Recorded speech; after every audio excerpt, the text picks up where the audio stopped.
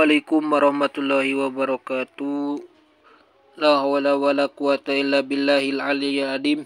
Allahumma shalli ala sayyidina Muhammadin wa ala ali sayyidina Muhammad. Urang neraskeun deui kana hancang ngalugat matan kitab sapinah nyaeta bagian fasal aqalul qafni. Bismillahirrahmanirrahim. Paslun ari ieu teh hiji pasal alqalul qafni ari pangsatikna mungkus mayit. Mungkus saubun eta ku pakaian ya umu anu nutupan atau ngawalataran itu sobhu ka mayit.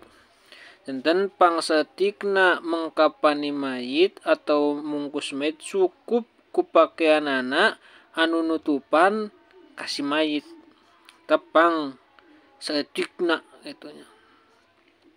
Wa akmalu jeung ari anu pang sampurna itu kapni dirojulin pikeun lalaki salasu lapaipa eta tilu pirang-pirang lapis. Janten ari pikeun lalaki mah kasampurnaanana mengkapanina teh ku tilu lapis gitunya, ku tilu lapis.